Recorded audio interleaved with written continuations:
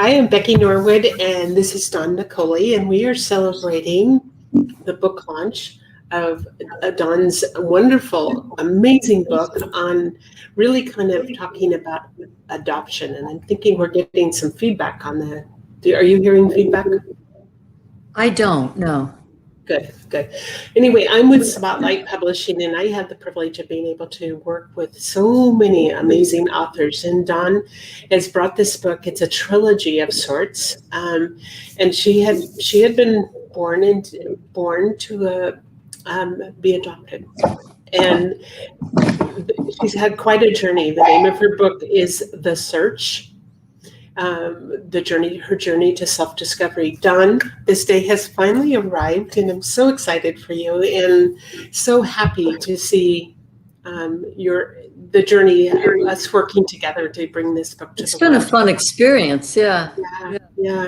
So it's been, for those that are listening, let's talk about this book and what it means to you and how this book came to be, because I know it's been a journey for you to kind of come to this point. Well, I started it a long time ago. I actually started the book after I had met my birth mother when I was 32 years old. And I just thought that the story was interesting because there are three parts to anyone who's been adopted. There's the adoptee, the birth mother, and the adopted parent. And I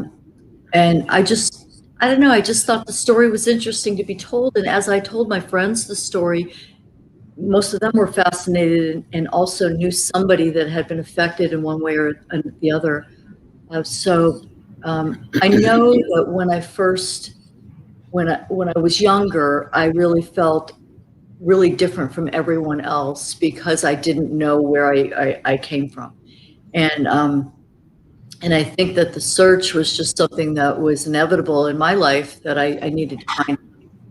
I just want to help anybody that's going through that same mystery. Well, I think that there's way more than we realize that are going through this type of mystery. And I know that if you're adopted into a family, you wonder, why don't I look the same as everybody else? Why, you just don't always feel like you totally fit in, even though you are tremendously loved and Sure. totally cared for. There's still those question marks that come in, and it's just a natural fiber of who we are as individuals, because we always look, I look so much like my mom and my brother, and my sisters don't look like us at all. So because they were adopted. So, there's that connection. And I've always said, there's something that deeply goes into the core. And one of the things that impressed me about your story was when you finally did meet your birth mother, the similarities that you two had.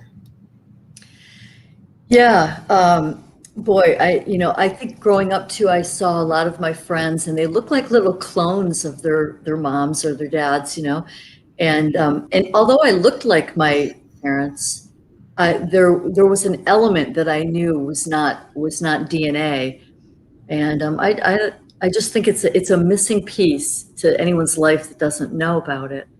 So yeah. Well, tell us what that journey was like, as far as how did you start the process to discovering, being able to finally get to meet your birth mother, and how did I kind of a bunch of questions, but how did your adopted mother feel about you, mother and father actually feel about you doing this kind of a search? Yeah, that's an important question, because when I was searching, I kind of did it in secrecy because I didn't want to hurt my adopted mom. And I didn't want her to think that I wasn't happy or, with the way I was raised or anything like that.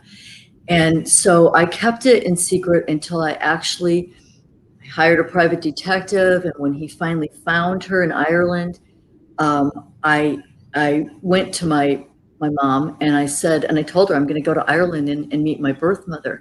And she did so wonderfully. She was so happy for me. And she said, I told her I was afraid that she would be hurt. She said, no, I would think that there was something wrong with you if you didn't search. Aww.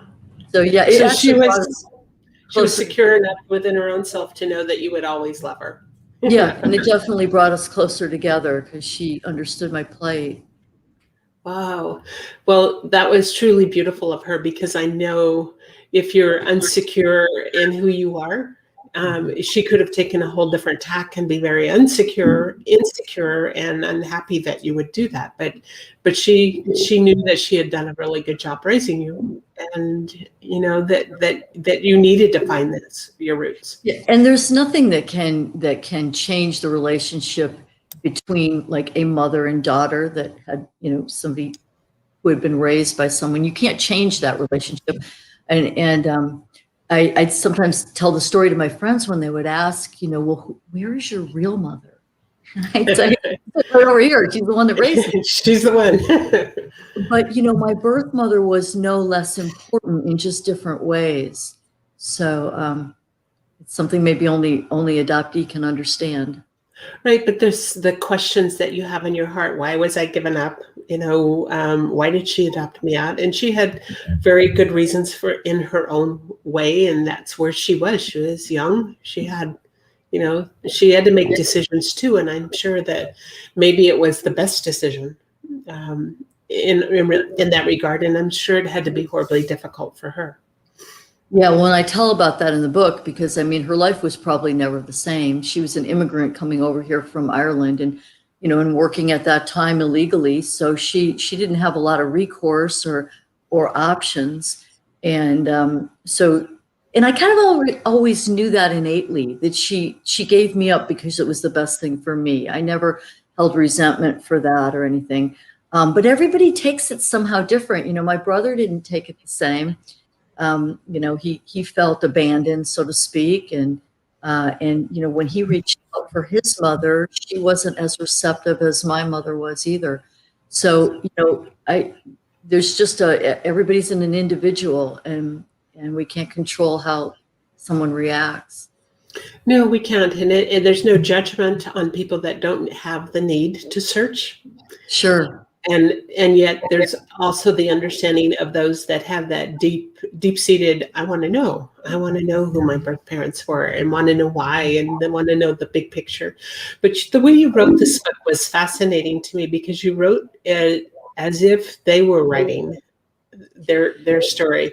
And I'm sure that took some time for you to compile all of that in a way that would make really good sense.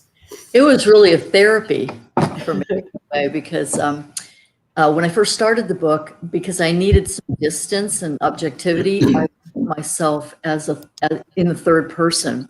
And after taking a couple writing courses, they let me know that a book is more effective sometimes if it's written in the first person. So I changed it, and I became I, and I started telling my story. But then I realized, well, no, it isn't just about me. There's two other people involved in this that this whole thing affected. And I've read books like that where you're hearing it come from each person directly. So I started writing it that way, and it became very therapeutic because I had to become each of my mothers and their story. And because neither one is living, I had to just I had to go inside and say, okay, what did they go through? And it was amazing, an amazing journey. Well, I think it probably was a lot of healing for you too, because really putting it, just really discovering the real root of your own emotions and how you felt through the whole process, and understanding too that there were really two sides of a very, very important story. Three sides, actually. How you felt about it, how each one of them felt about it. And really discovering, because it was a self-discovery type of a thing for you, to really understand that. And there was no dishonoring of either one, because you wrote this story very beautifully. Thank you. Well, and not ever meeting my birth mother till I was around 32. What I did is I paralleled everyone's life, because she didn't know where I was and I didn't know where she was. And although my adopted mother and I were close, it's sort of the way they all wrapped in together. And, it was sort of like a destiny that when we finally met. And you also got to meet some of your extended family that way too. You know, my 87-year-old grandmother was still alive. So when I flew out to Ireland, not only did I meet my 4 cousins who treated me like a sister, because there had never been a female in that part of there wasn't a female at that time in that family. And so, yeah, it was just a surreal experience. It was great. Beautiful, beautiful country. The people are amazing. So what do you hope that if somebody picks up a copy, and we do have the link scrolling across the bottom, if somebody picks up a copy of your book, and maybe they're struggling with having been adopted, or they have children themselves that are adopted, what do you hope they gain from it? Yeah, or they gave up a child. I find a couple people have Right. been talking to me about that. Well, you know, I had someone read the book, and she's probably around, I think she's 80 years old. And she said that it really affected her because she hadn't thought about the fact that her mother had walked away from her when she was a small child, and she was raised by her grandmother. And she said it brought out feelings in her that she never knew she really had. It made her get in touch with, wow, I guess I had some of those emotions running through me. So that's what I hope it does, is just touch whatever angle you came in on, you know, or just knew somebody, you know, it might give a little bit more of an insight on what it's like to be adopted. Well, that's beautiful. And, you know, as this book is out to the world, and I think it will kind of really connect the dots for a lot of people, because there's knowing my mother who adopted my 2 sisters, you know, she did an amazing job with my sisters, but there was still, and there was a lot of family history even within the adoptions, and a lot of their mother was actually my dad's stepsister. And there was quite a bit of story with that. So they were younger than me, but they were my aunts. and yet I remember the day when my parents sat them down and told them they were adopted, you know, and the curiosity factor that was involved there. And their mother did not want to meet them. You know, she had long ago, when one of my sisters reached out to her, and she didn't want any part of it. And my sister was really hurt, but I think that the mother had gone through enough, you know, a lot of other stuff. There was a lot of other outlying things that as to why she gave up the children. And so, you know, you can't really judge. You just hope that this is all part of the whole process, and make sure that everybody has their way of dealing with it. Yeah, there's no two experiences that are the same. Anytime I talk about this with anyone, it's always a little different, a little unique. When I was doing a little bit of research for the book, I went back to the adoption agency and spoke with one of the sisters, and she used this word providential. I didn't quite have a complete concept of what it meant, because my brother's mother didn't want to meet him, and she used it for him, and she just said, you know, not everything is meant to turn out the same way, but it's providential, and meaning that it you know, it's in God's hands, and it will turn out the way it's meant to be. And you know, maybe in his case, it is the right thing for him not to meet her. Right. And actually, there's probably sometimes it's better. It is providential. Sometimes it's better they don't meet. You know? Right. That's kind of what she was indicating, and it made sense to all of us at the time. Right. Well, congratulations on this beautiful book. It's become a bestseller. Very, very close to being a #1 bestseller.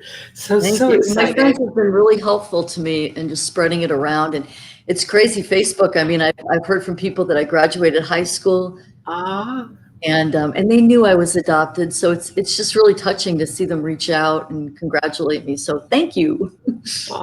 For those that have supported this book launch, and there's many layers to publishing a book. There's a lot of work that goes into getting it right, because it turned into a website, it turned into all these other things that come along with the book. But I want to congratulate you and just say I feel so honored to be able to have worked with you to bring this amazing book to the world. Thank you, Becky. I could not have done this without you, and it used my lap. I don't know. It was providential. Thank you. So anybody that's listening, if you know somebody that's gone through adoption, or if you yourself have gone through adoption, please pick up a copy of this book and share it. Share it with those that you know could really make a difference. We know there's a lot of even Facebook groups that are talking on this subject. If you know somebody that really needs to connect with this, make sure that you share, and we so appreciate it. Thank you. Dawn, I'm delighted. It's a day of celebration because this has been a long time. This book has been a long time in the making. Well, it's going out to 600 of my past clients and friends today, so we'll see what kind of reaction it has. Very good. Thank you so much, Becky. Alrighty, thank you. For those that are listening, pick up a copy. The links below, and also in the description on the Facebook page if you happen to miss it. And so blessings to you. Thanks.